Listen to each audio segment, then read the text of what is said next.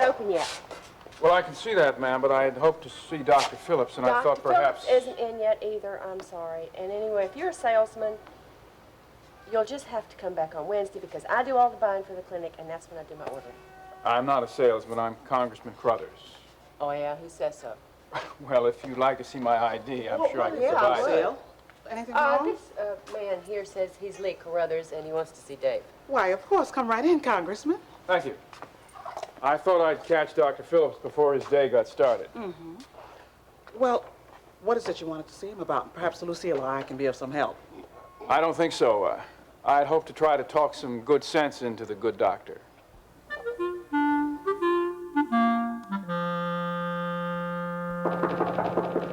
I'll get it, Courtney.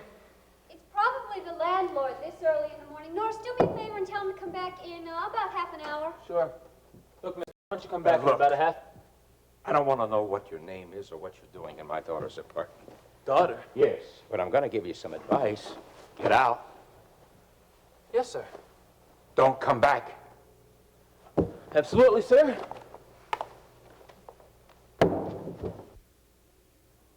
Norris. Well, now, do you think that that was absolutely called for? You arrive at your daughter's apartment before 8 o'clock in the morning. You find Benny the barfly putting on his clothes, and you say my conduct is uncalled for?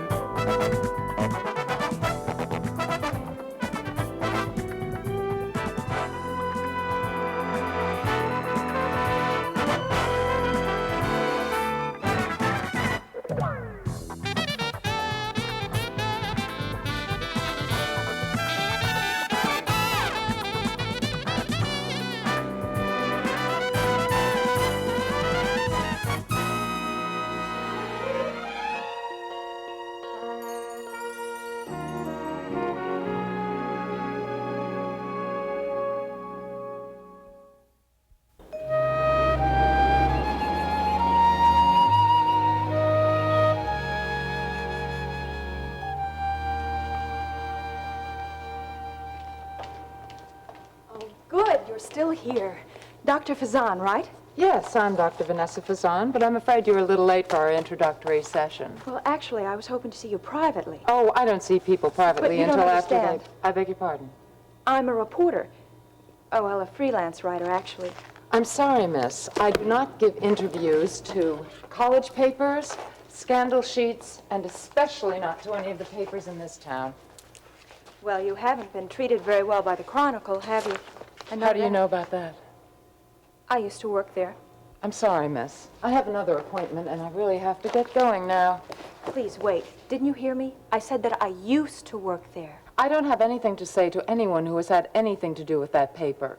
You admit yourself that they treated me badly. Dr. Faison, one of the reasons I was fired was because I stood up for you and Domi. Now, why would you stand up for Domi? Well, let's just say that I've read some of your material and that self-help groups have become very important to me since... Since when?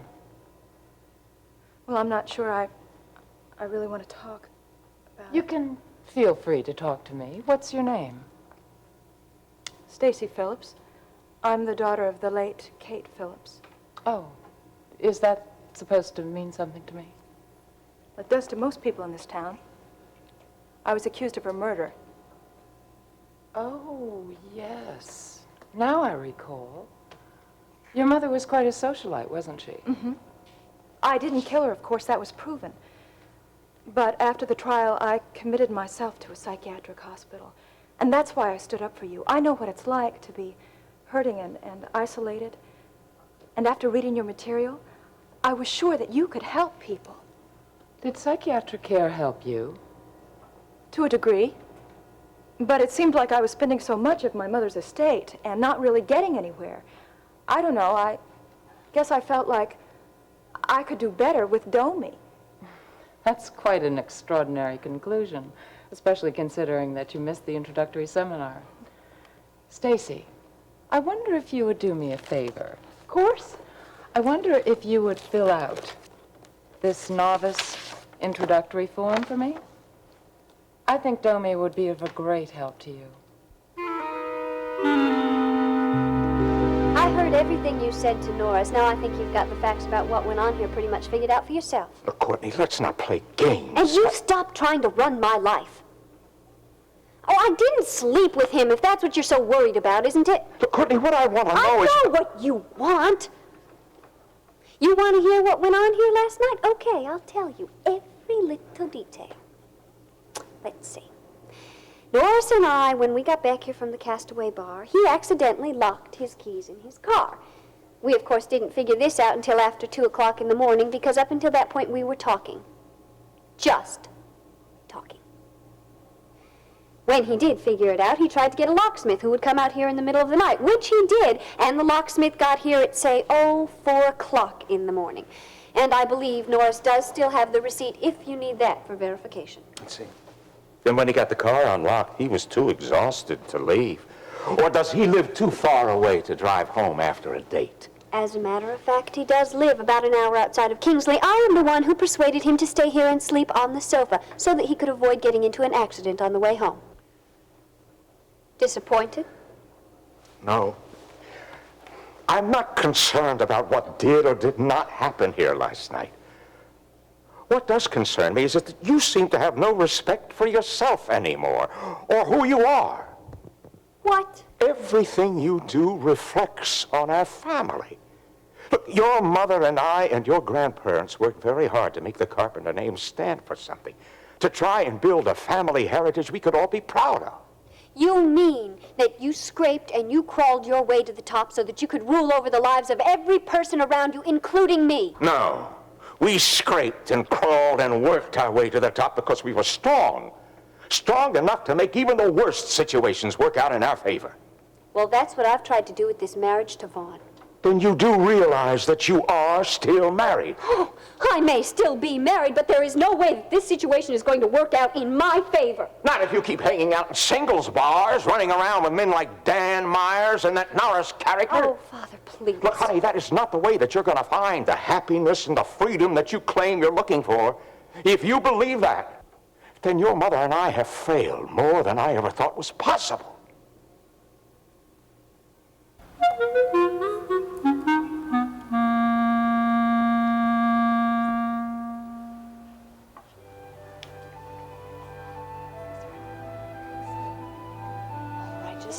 Just a second. Excuse me. Could you hold little Sarah for me for just a minute? Were you talking to me? I know that this is a lot to ask, but I wonder if you could just hold my baby for a second for me while I get these two some toys. Why, yes, of course. I'd be glad to. Oh, thank you so much. Here we go. Now, here's a coloring book for you. Here's one for you. Wait a minute. Here are some crayons. Now, it might be a while before we can see the pictures. She's a lovely child. Thank you so much. Would you like to keep holding her? Oh, no. I think she's quite ready to come back to you now. Yes, indeed. Thank you. You must be a wonderful father. Oh, I'm sure he is. All congressmen love babies, don't they, Congressman Carruthers?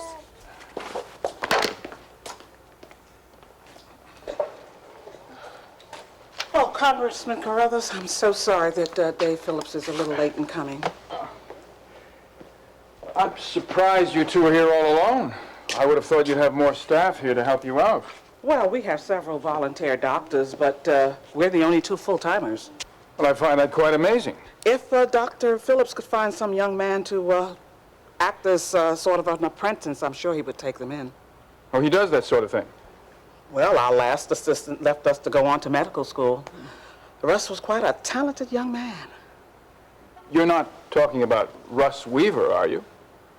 Well, yes, I am, Congressman. Well, what do you know about Russ? Well, Mr. Weaver was something of a public hero in the art circles of Washington. I remember reading an extensive report on his role in the Dar es Salaam Bible incident in the leading art publication up in the city. I know, we didn't read it, we lived it. I didn't realize his volunteer work was connected with this clinic. Oh, he was with us all right. Now, where would a young man like Weaver, with no apparent income, come up with the money to be the secret bidder on the Dar es Salaam Bible? Or are the art journals not telling us all? Oh, well, without betraying a confidence, I think I can safely say that Russ's family inheritance was considerable. And when his father died, he left him well cared for. Really? And you say he's gone on to medical school? Well, he left to go to medical school in Mexico, but he's not there now. In his last letter, he said he was going to do a little bit of traveling in Europe, maybe Asia. Oh, that sounds very nice. Well, I don't know whether or not that's very nice or not. I'm sorry? Well, he's a nice young man, and I think he's going to make a very fine doctor. But whether or not all this sightseeing might deter him from his calling. I'm afraid I don't understand. Oh, I'm running my mouth, and of course you don't understand. I shouldn't even be talking about this in the first place.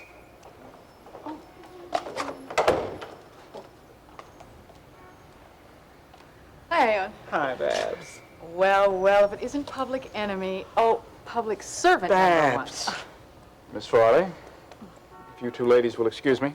Certainly, Congressman. What is he doing here? Well, he came to see Dave.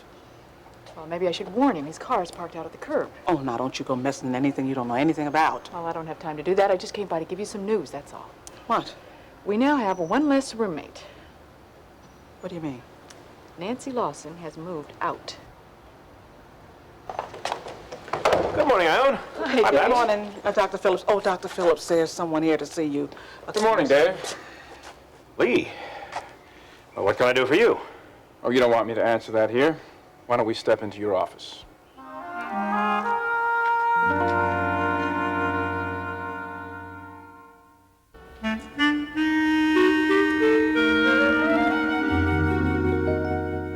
Are you about through heaping guilt on my head? Guilt? Courtney? Now, wait a minute. It's my turn now. You have always wanted me to be a carpenter first and a person second. You've always had such expectations for little Courtney. And until the last few months, I've always been very proud of the way you've conducted yourself. Well, up until the past few months, Courtney has never been very proud of Courtney. Growing up, when other girls were having so much fun doing all the things that they wanted to do, I was busy upholding family traditions and heritage. We made you miserable? Miserable isn't the word. You always taught me that doing what was right and necessary would make me happy. And it will. Really? Well, it didn't. You are forgetting that you're talking to someone here who gave up everything so that her mother could have a better life. And what happened there? My mother died. She died after I did everything that I thought was right, everything you wanted me to do. She died. We both did everything we could to help your mother. But there is nothing that anyone can do when it is somebody's time to die. Exactly. So why even try to change people? Why live for other people? You can only live for yourself, not for others, not for family, and not for a paper marriage. Everyone around here is going to figure that one out sooner or later. You and Vaughn have robbed me. Robbed you? That's not true. All my life, I've done everything I could to make you happy. Well, you can both stop trying so hard, because from now on, I am finding my own happiness, and I am going to be looking for it in places that a good carpenter probably wouldn't look. Young woman,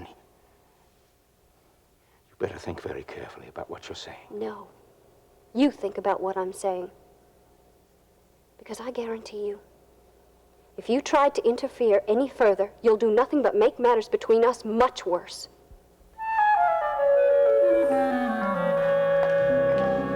Here you are, Dr. Faison. What next? I beg your pardon? You said you were going to help me. Well, we don't usually do more on an introductory session than just work on this questionnaire. Oh, Oh, I see. Your father, Dave Phillips, was cleared of your mother's death? yes. Lee Crothers' campaign manager confessed. You must learn not to offer inappropriate information. I'm sorry, I didn't realize. I thought you said that I was... I said that I wanted to know more about you. In Domi, we learn to reveal information about ourselves just as easily as we reveal information about others. Yes. So, you were a reporter for the Chronicle? Yes, I worked there until Walter McGovern, our editor, fired. I wasn't asking about your editor. I want to know about you. I want to know about Stacy. Right.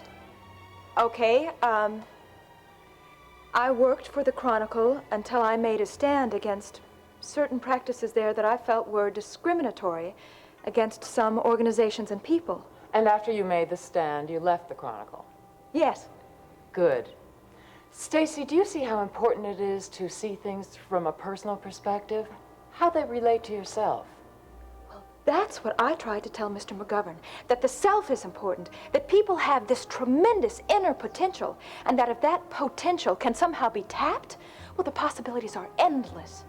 Where did you learn all that? From your material. And with my background, I guess I picked up a few theories of my own along the way. It's very interesting. Well, that's why I wanted to interview you. Not only would I like to do a freelance article on you and Domi, but I believe that someone like you can help heal the scars I have from my mother's death. And then I can be free to go on to my highest calling. Stacy, I have no doubt that you are a very talented and a very wise young woman. However, I sense a crippling in you, a bondage of some sort. Perhaps it's a fear of actually achieving that potential that you say you want. You can sense that? Yes, my dear. My sensitivity skills are much keener than most people's eyesight. You know, often the things we want are the very things that we put obstacles in front of subconsciously. That's amazing. Dr. Faison, can you help me? I mean, would you help me? It wouldn't be a total loss for you either. I beg your pardon? Well, I really am a very good writer. And if you could help me get free from this bondage that you see, maybe I could work for you. I could write press releases, publicity, maybe even your biography. Miss Phillips, why don't you call my secretary and leave your home number with her? If I can find the time, I'd be glad to see you. Good day. Bye. Thank you. So I wanted to talk to you privately. I didn't want to embarrass you in front of your staff. Embarrass me? I didn't know you had such concern for me, Lee. Dave, let's face it. If you run for Congress, you'll be eaten alive. At best, if you can muster the support at this late date, you could effect a protest vote. Nothing more. And when you consider the cost, the time you'd have to take away from here. And my work with CTE, in which you're involved. Look, I wouldn't try to be a doctor.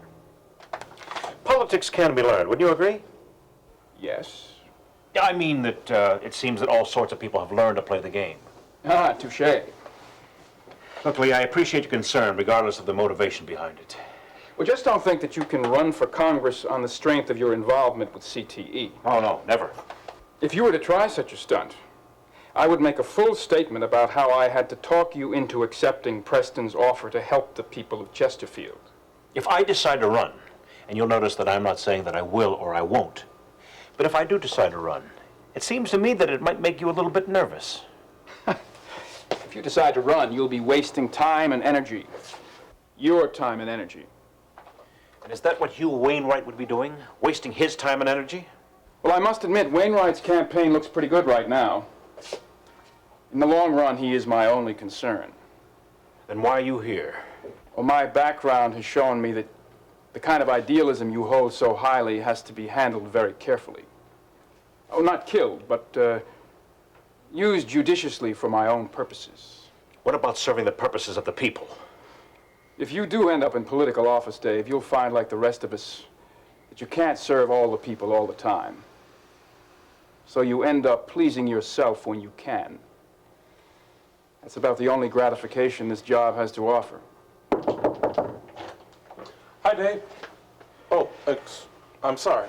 Excuse me, Congressman. Hello, Tim. Judge. Judge, I was just about to be going. I've said what I had to say. Think about it. Goodbye. Lee? Dave, I'm gonna get right to the point. Seeing Carruthers here makes it imperative that I do. Now listen, are you going to accept our challenge and run for Congress?